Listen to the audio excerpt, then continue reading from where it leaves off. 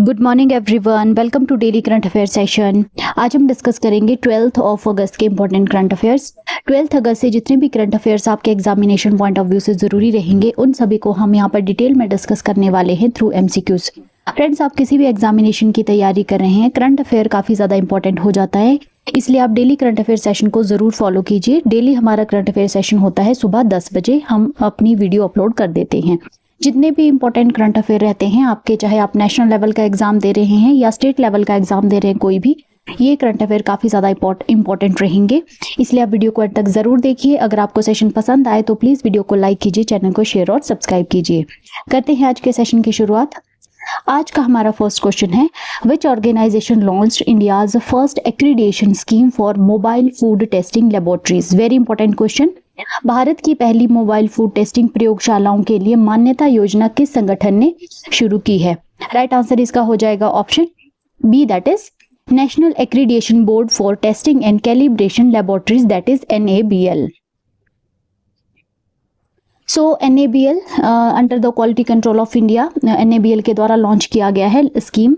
ठीक है, तो इसमें क्या की जाएगी, यहाँ पर जो है वो टेस्टिंग की जाएगी। मोबाइल फूड टेस्टिंग लेबोरेटरीज जो है वो एक्रीडेट यहाँ पर की जाएगी थ्रू NABL। ठीक है, तो इसमें क्या है, इसमें क्या यहाँ पर किया जाएगा, इसका क्या ऑब्जेक्टिव है, तो इसमें यहाँ पे जो है वो फूड की जो है क्वालिटी वो एश्योर की जाएगी। इंटरनेशनल जो बेंचमार्क है फूड टेस्टिंग सर्विसेज के, उनको जो है वो अचीव करने की कोशिश की जाएगी। ठीक है, और ये जो अनाउंसमेंट है ये अनवील इसको किया गया है ड्यूरिंग द गुणवत्ता समन्वय, जो कि एक multilateral MOU exchange ceremony new Delhi में जो चल रही थी, उसके दौरान, उस इवेंट के दौरान जो है इसको अनवील किया गया।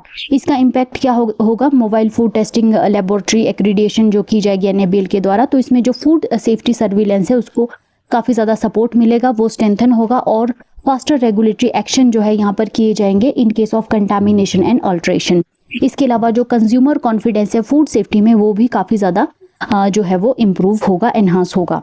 ऑपरेट ये कर रहा है under NABL's integrated assessment programme, और जिससे कि क्या होगा, डुप्लीकेशन जो है वो असेसमेंट में वो जो है रिड्यूस होगी, और यहाँ पे प्रमोट होगा, रेगुलेटरी एफिशिएंसी जो है वो प्रमोट की जाएगी। Next question, who has recently assumed charge as the Secretary of the Ministry of Earth Sciences, Government of India in July 2026? जुलाई 2026 में भारत सरकार के पृथ्वी विज्ञान मंत्रालय के सचिव के रूप में किसने कार्यभार संभाला है? राइट आंसर इसका है option B, that is option C, that is doctor Srinivas Kumar Tumala. So doctor Srinivasa Kumar तुमाला है, इनको अपॉइंट किया गया है as the secretary ministry of earth sciences by the appointment committee of the cabinet. ठीक है, 2 साल का इनका टेन्योर रहेगा from the date of assumption of charge. ठीक है, और प्रेडिसेसर इनके कौन रहे हैं, तो इससे पहले एडिशनल चार्ज जो था वो होल्ड कर रखा था डॉक्टर N कलर सेल्वी ने, और जो है वो इसके जो प्रीवियस फुल टाइम सेक्रेटरी थे जो रिटायर हो गए थे वो थे डॉक्टर M रविचंद्रन। बैकग्राउंड अगर हम देखें इनका, तो ये डायरेक्टर रह चुके हैं, फॉर्मर डायरेक्टर ये रह चुके हैं ESSO INCOIS हैदराबाद के 2020 ऑनवर्ड। इसके अलावा ये हेड रह चुके हैं Indian ocean tsunami warning and mitigation system secretariat, UNESCO, Indian ocean committee, Perth, Australia. ठीक है, कंट्रीब्यूशन इनका क्या रहा है, तो इनको आर्किटेक्ट माना जाता है इंडिया के सुनामी अर्ली वार्निंग सिस्टम का। ठीक है, जो कि 2004 में जो सुनामी आई थी इंडिया में, उसके बाद से, और यहाँ पे जो है advance potential fishing zone advisories में इनका काफी ज्यादा रोल रहा है, कोरल रीफ ब्लीचिंग अलर्ट्स में, और मल्टी हजार्ड वल्नरेबिलिटी मैपिंग में भी जो है इनके द्वारा काफी ज्यादा कंट्रीब्यूशन दिया गया है। अवार्ड्स की अगर हम बात करें तो इनको नेशनल जियो साइंस अवार्ड दिया गया था 2010 में by the ministry of mines. इसके अलावा 2008 में इनको नेशनल जियो स्पेशियल अवार्ड दिया गया था by the Indian society of remote sensing. Next question, recently how many new international ports has India added for e-visa entry as per the government notification on 10 August 2026? हाल ही में भारत ने ई-वीजा प्रवेश हेतु कितने नए अंतर्राष्ट्रीय पोर्ट जोड़े हैं अगस्त 2026 में? Very important question. Right answer इसका हो जाएगा ऑप्शन बी, दैट इज 11। ठीक है, तो गवर्नमेंट ऑफ इंडिया ने रिसेंटली 10 अगस्त को नोटिफाई किया है addition of 11 new international ports for e-visa entry. ठीक है, इसमें इंक्लूड किए गए हैं 9 लैंड पोर्ट्स, ठीक है, और 2 एयरपोर्ट्स को इनमें इंक्लूड किया गया है। इस एक्सपेंशन के साथ ही total number of international ports for e visa entry जो है वो बढ़कर हो गए हैं 88, जिसमें यहाँ पर रहेंगे 37 airports, 38 sea ports and 13 land ports. ठीक है, तो अगर हम ई वीज़ा एंट्री की बात करें, ई वीज़ा एंट्री तो क्या है, ये इंडियन ई वीज़ा क्या है, ये एक इलेक्ट्रॉनिक वीज़ा फैसिलिटी है जो कि अलाउ करती है एलिजिबल फॉरेन नेशनल को अप्लाई करने के लिए online for travel to India without visiting any embassy और कंसुलेट। ठीक है ना, तो without visiting any Indian embassy और कंसुलेट जो है वो जो फॉरेन नेशनल्स रहेंगे वो इंडिया में जो है ऑनलाइन अप्लाई कर सकते हैं ट्रैवल करने के लिए थ्रू ई वीज़ा एंट्री। इंडिया ने फर्स्ट टाइम लॉन्च किया था ई वीज़ा फैसिलिटी 2014 में फॉर 43 कंट्रीज। 2014 में 43 कंट्रीज के लिए ई वीज़ा फैसिलिटी इंडिया के द्वारा लॉन्च की गई थी। बाद में इसको एक्सपेंड कर दिया गया 172 नेशनैलिटीज़ के लिए। करंटली जो है वो 78% of visa issued are electronic visa. ठीक है, तो अभी जो भी फॉरेन नेशनल्स इंडिया में आते हैं उसमें से 78% जो वीज़ाज है वो इलेक्ट्रॉनिक वीज़ा ही इशू किए जाते हैं and 95% of applicants are processed within 72 hours. Next question, which portal was launched by the Ministry of Ports, Shipping and Waterways for continuous grievance redressal of Indian seafarers? किस portal को ports, shipping और जलमार्ग मंत्रालय ने भारतीय नाविकों की सतत शिकायत निवारण के लिए लॉन्च किया है? राइट आंसर है इसका ऑप्शन सी, दैट इज ई नाविक। Very important question. ठीक है, तो मैराइन सेफ्टी अब काफ़ी ज़्यादा जो है वो इम्पॉर्टेंट हो गई है, तो इसी को देखते हुए ई नाविक पोर्टल जो है यहाँ पर लॉन्च किया गया है government ministry of port, shipping and waterways के द्वारा। ठीक है, तो ई नाविक क्या है, ये मिनिस्ट्री ऑफ पोर्ट और शिपिंग एंड वाटरवेज ने लॉन्च किया ई नाविक पोर्टल अलॉन्ग साइड द ई समुद्र प्लेटफॉर्म। ई समुद्र प्लेटफॉर्म भी हमने कल जो लास्ट हमारा सेशन हुआ था उसमें हमने इसको देखा था, तो इसमें हमने ई नाविक पोर्टल की भी बात की थी, लेकिन आज हम इसको डिटेल में डिस्कस यहाँ पर करेंगे। ई नाविक क्या है, तो ई नाविक एक 24/7 डिजिटल ग्रीवियांस रिड्रेसल सिस्टम है। जो भी अगर किसी को कोई भी ग्रीवियांस रहती है तो ये ऑनलाइन जो है इसमें अपनी ग्रीवियांसेस जो है वो इंडियन सी फेयरर्स और मैरीटाइम जो एम्प्लॉयर्स है वो यहाँ पर डाल सकते हैं। 24/7 ये जो है अवेलेबल रहेगा ई नाविक के लिए। ठीक है, इसमें क्या किया जाएगा, यहाँ पे एड्रेस किए जाएंगे इश्यूज जो भी रिलेटेड रहेंगे एम्प्लॉयमेंट डिस्प्यूट के रिगार्डिंग, वेज कॉन्ट्रैक्ट्स और सेफ्टी कंप्लेंट्स जितनी भी होगी उनको यहाँ पर एड्रेस किया जाएगा। ठीक है, ये जो पोर्टल है ये सपोर्ट करेगा हमारा इंडिया का जो कंप्लायंस है with the maritime labour convention 2006 और ये इंश्योर करेगा better working condition and social protection for the seafarers. ठीक है, ये जो इनिशिएटिव है इसका क्या उद्देश्य रहेगा, क्या इसका एम है ई नाविक का, तो इसका एम है यहाँ पर प्रोवाइड करना transparent, accessible and time bound mechanism for grievance resolution.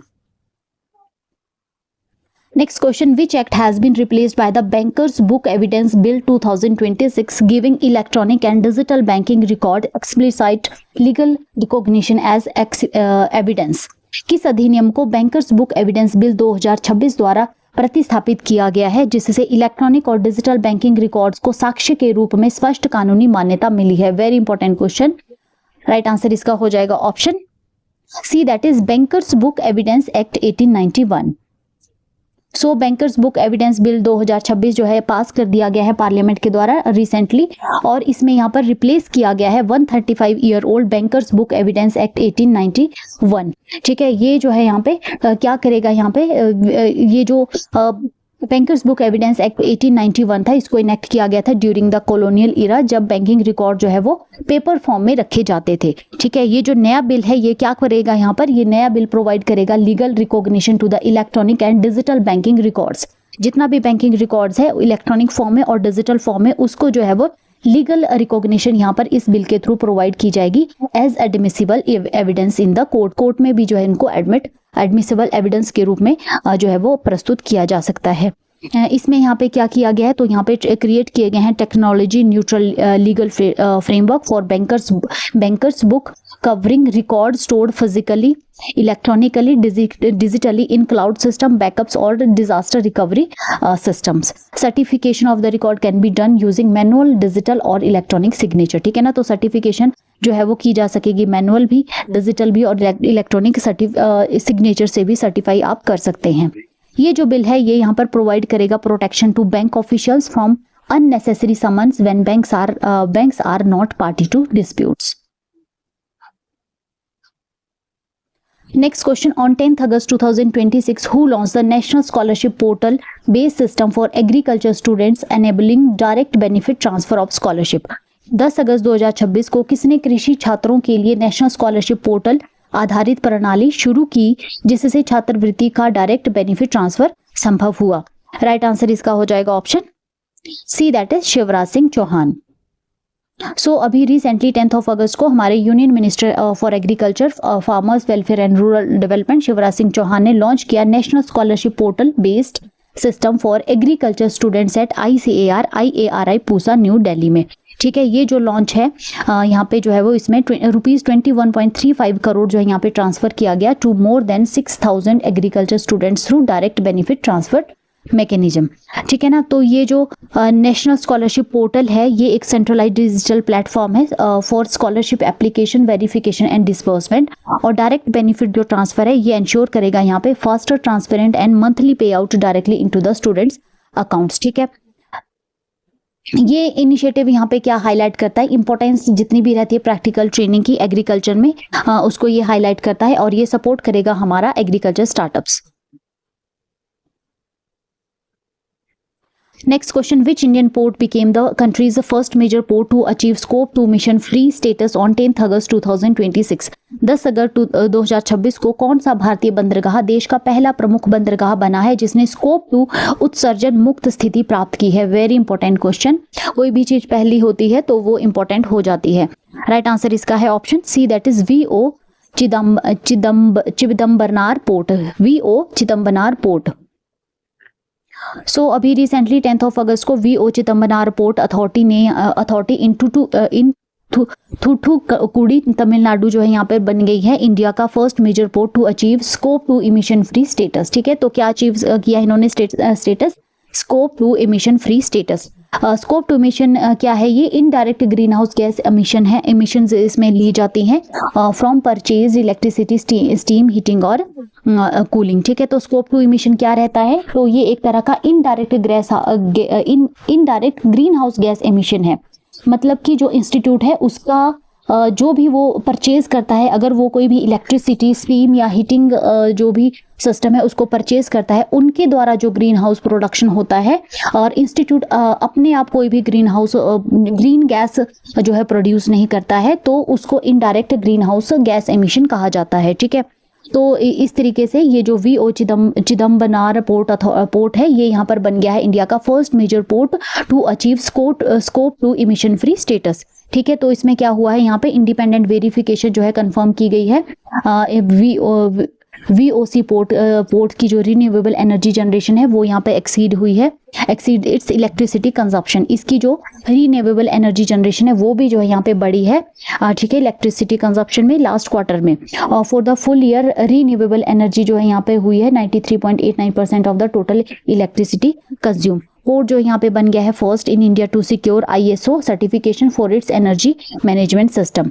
Green house infrastructure में यहाँ पे इंक्लूडेड रहेंगे 7.04 megawatt solar capacity, 2 megawatt wind capacity with plans for 17 megawatt wind plus 5 megawatt or battery storage and green house hub. ठीक है, certification किसके द्वारा दी गई है, तो सर्टिफिकेशन यहाँ पे दी गई है by bureau Veritas scope 2 emission free and Indian registry quality scheme के द्वारा जो है सर्टिफिकेशन की गई है। Next question, according to the 16th Asiatic lion population estimation, what was the recorded population of Asiatic lion in India? 16वीं Asiatic शेर जनसंख्या आंकलन मई 2025 के अनुसार भारत में एशियाई शेरों की दर्ज संख्या कितनी थी? मई 2025 में ये हुई थी, तो उसके अनुसार भारत में कितने जो है एशियाटिक लाइन पॉपुलेशन रिकॉर्ड की गई? राइट आंसर इसका हो जाएगा option D, that is 891। 16th Asiatic lion population estimation conduct किया गया था 10 से लेकर 13 मई 2025 को 11 डिस्ट्रिक्ट्स में गुजरात में। ठीक है, काउंट में जो काउंटिंग की गई इसमें यहाँ पर रिकॉर्ड किए गए 891 Asiatic lion including 330 adult females and a satellite population of 497 lions outside 4 protected areas. Population यहाँ पे जो है वो काफ़ी ज़्यादा बड़ी है। 2015 में जो है वो 523 थे, 674 2020 में थे और 891 जो है यहाँ पे 2025 में रिकॉर्ड किए गए हैं, जो कि यहाँ पे शो कर रहा है 70.36% ग्रोथ ओवर अ डिकेड। ठीक है, तो कितनी 70.36% की ग्रोथ यहाँ पे एक डिकेड में जो है वो रिकॉर्ड की गई है। एशियाटिक लाइन पैंथेरा लियो परसिका इसका साइंटिफिक नेम यहाँ पर आ जाता है। मेनली कहाँ पर पाया जाता है? ये गिर और ग्रेटर गिर लैंडस्केप में पाया जाता है गुजरात में, ठीक है। और ये जो स्पीशीज है इसको एंडेंजर्ड यहाँ पर जो है वो लिस्ट किया गया है IUCN रेड लिस्ट में। कंजर्वेशन एफर्ट्स अगर हम देखें तो इंडिया ने लॉन्च किया था प्रोजेक्ट लायन 15 अगस्त 2020 को, ठीक है ना। Next question, which newly described mushroom species was discovered in the Meghalaya and published in the journal Phytotaxa on 5 August 2026। Meghalaya में खोजी गई और 5 अगस्त 2026 को फाइटोटैक्सा पत्रिका में प्रकाशित नई वर्णित मशरूम प्रजाति का नाम क्या है? राइट आंसर इसका है ऑप्शन बी, दैट इज रसूला ग्रीसियोपुराटा। सो रसूला ग्रीसियोपुराटा एक नई मशरूम स्पीशीज है जो कि यहाँ पे जो है वो बिलोंग कर रही है इंडिया में, और इसका जीनस रहेगा यहाँ पे रसूला। इसको ये जो पब्लिकेशन हुई है ये साइंटिफिक जर्नल फाइटोटॉक्सा में 5 अगस्त 2026 को इसको जो है वो देखा गया है by the researchers from Guwahati university. Holotype specimen जो है वो देखिए अगर हम, तो वे ये कलेक्ट किए गए थे 22 जुलाई 2022 को जिरांग में, जिरांग गरीब भोई डिस्ट्रिक्ट मेघालय में, ठीक है ना। और आइडेंटिफिकेशन के लिए यहाँ पे यूज किया गया ITS DNA sequencing and phylogenetic analysis. तो ये स्पीशीज जो है ये बिलोंग कर रही है रसूला सब स्पीशीज साइनोजेंथिया से। और रसूला स्पीशीज जो है ये क्या है, एक तरह की ये एडिबल है, एडिबल मशरूम इसको माना जाता है, बट एलिजिबिलिटी ऑफ रसूला ग्रीसियोपुराटा जो है अभी तक ये जो है वो कंफर्म नहीं की गई है। तो कौन सी न्यू मशरूम स्पीशीज डिस्क्राइब हुई है इंडिया में? Russula griseopurata. Next question, the Thoti tribal community recently in news for its declining population and socio-economic conditions is primarily found in which Indian state? थोटी जनजातीय समुदाय जो हाल ही में अपनी घटती जनसंख्या और सामाजिक आर्थिक स्थिति के कारण समाचारों में था, मुख्य रूप से भारत के किस राज्य में पाई जाती है? राइट आंसर इसका option A, that is Telangana. So Thoti community जो कि एक शेड्यूल्ड ट्राइब है और इसको जो है वो ऐड किया गया है पर्टिकुलरली वनरेबल ट्राइबल ग्रुप में, और ये कहाँ पर जो है वो तेलंगाना में ये जो है वो ट्राइब पाई जाती है। मेनली जो है ये कंसंट्रेटेड रहती है अर्स्टवाइल आदिलाबाद रीजन में, specially in the northern Telangana. इनकी एस्टिमेटेड पॉपुलेशन देखें तो अराउंड 4811 जो है इनकी एस्टिमेटेड पॉपुलेशन रहेगी, making them one of the smallest vulnerable tribal community in the state, ठीक है। तो ये क्यों यहाँ पर आई है, क्योंकि जो ये ट्राइब है इनकी जो पॉपुलेशन है काफ़ी ज़्यादा डिक्लाइन हो रही है और इनको जो है काफ़ी ज़्यादा सोशियो इकोनॉमिक चैलेंजेस भी फेस करने पड़ रहे हैं, जिसकी वजह से ये ट्राइब न्यूज़ में आई है। Next question, eco education hub that is Prakriti Gyan Dham was developed by which institution? Eco education hub Prakriti Gyan धाम किस संस्थान द्वारा विकसित किया गया है? राइट आंसर है इसका option B, that is CSIR national botanical research institute. So union minister of state for science and technology इन्होंने डेडिकेट किया प्रकृति ज्ञान धाम, इंडिया का पहला इको एजुकेशनल हब, अगस्त में रिसेंटली। ये जो हब है इसको डेवलप किया गया है by CSIR national botanical research institute के द्वारा, और ये हब जो है ये क्या करेगा, ये प्रोवाइड करेगा direct interface between scientific knowledge and public engagement through experimental and interactive learning. Key features इसके क्या है, तो Pavan path that is heritage trail showing diverse ecological regions, Vibhav enclave garden of rare endangered and threatened plants, और Bhairav enclave यहाँ पे जो है क्या होगा, यहाँ पे स्टेट प्लांट्स होंगे, state plant of India garden जो कि हाईलाइट करेगा इकोलॉजिकल एंड कल्चरल सिग्निफिकेंस। ये जो हब है इसका मेन मोटिव है यहाँ पे प्रमोट करना awareness about biodiversity loss, habitat degradation, climate change and conservation of plant genetic resources. Next question, at the 23rd international linguistic olympiad 2026 held in Bucharest Romania, how many medals did India win? 23वें अंतर्राष्ट्रीय भाषा विज्ञान olympiad 2026 जो कि Bucharest Romania में आयोजित हुआ, भारत ने कितने पदक जीते? राइट आंसर है इसका option D, that is 4 medals. So 23rd international linguistic olympiad जो कि आयोजित किया जा रहा था बुचारेस्ट रोमानिया में, इंडिया ने यहाँ पे जीता 1 gold medal, 3 bronze medal and 1 honourable mention. Gold medal जो है वो जीता गया बाय श्री लक्ष्मी वेंकट रमन के द्वारा, और ब्रॉन्ज मेडल जो है वो जीता गया आरव, अनिल राव, निशांत, शंकर लक्ष्मण एंड आधे मिश्रा के द्वारा, ठीक है। और जो सोहम अमित पेडनेकर है उन्होंने जो है रिसीव किया ऑनरेबल मेंशन, ठीक है। तो इंडिया का अगर हम क्यूमुलेटिव टैली अगर हम देखें 2009 से इंडिया पार्टिसिपेट कर रहा है, तो 2009 से अगर हम इंडिया की क्यूमुलेटिव टैली देखें तो वो पहुंचकर हो गई है 37 मेडल, जिसमें कि अब तक इंडिया ने 2009 से लेकर 6 गोल्ड मेडल जीते हैं, 9 silver medal and 22 bronze medals जीते हैं, ठीक है। इंडिया की टीम जो है इसको जो है सिलेक्ट किया गया था through the Panini linguistic olympiad with mentorship provided by IIT Hyderabad language technology research centre. Next question, Maharajan Arumugapandian won which medal in the men's 65 kg category at the Asian Junior Weightlifting Championship 2026 held in Tashkent Uzbekistan. तो एशियाई junior weight lifting championship 2026 में जो कि Tashkent Uzbekistan में थी, पुरुषों की 65 kilogram वर्ग में महाराजन अरुमुगापंडियन ने कौन सा पदक जीता है? राइट आंसर इसका हो जाएगा option C, that is silver medal.